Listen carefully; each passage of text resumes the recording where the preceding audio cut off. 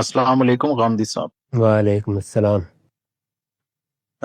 اگر ایک مسلمان مرد ایک ہندو عورت سے شادی کر لے، جیسا کہ ہندوستان میں یہ عام ہوتا جا رہا ہے، اور اس میں نکاح کے موقع پر اگر یہ طے ہو جائے کہ عورت اپنے عقیدے کے مطابق اور مرد اپنے عقیدے کے مطابق زندگی بسر کرے گا، تو کیا اس نکاح کا انعقاد اور اس کے نتیجے میں پیدا ہونے والی اولاد دونوں جائز ہوں گے؟ اور یہ سب کچھ کرنے کے باوجود وہ مسلمان مرد مسلمان ہی رہے گا یا دائرہ اسلام سے خارج ہو جائے گا؟ شکریہ۔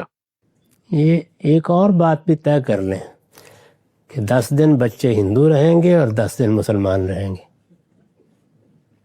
ایک گھر بننا ہے بھائی، اس میں یہ دیکھنا ہوگا کہ کیا ایک مذہب توحید کا مذہب ہے، ایک مذہب کی بنیاد شرک پر ہے، تو یہ مل کر جب گھر بنائیں گے تو اس کے نتیجے میں کیا گھر فی الواقع بن سکے گا، ایک خاندان وجود میں آ سکے گا؟ میرے نزدیک اس میں قانونی سوالات اہمیت نہیں رکھتے۔ بنیادی بات یہ ہے کہ اگر مجھے میرا مذہب عزیز ہے تو پھر میں یہ کبھی پسند نہیں کر سکتا کہ میں اپنے گھر میں انتشار پیدا کروں۔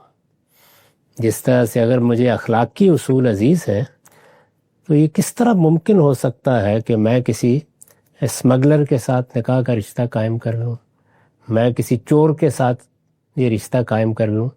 تو انسان اپنے اخلاق کے بارے میں کیونکہ بہت زیادہ حساس ہے، وہاں اس کی بات سمجھ میں آ جاتی ہے۔ تو مذہب کے معاملے میں پہلے فیصلہ کیجئے کہ آپ کو وہ عزیز ہے یا بس یہ ہے کہ ٹھیک ہے نام لکھا ہوا ہے والدین نے کسی کے لیے ہندو اور کسی کے لیے مسلمان، تو اس لیے میں اس نکاح کو نہیں سمجھ سکتا۔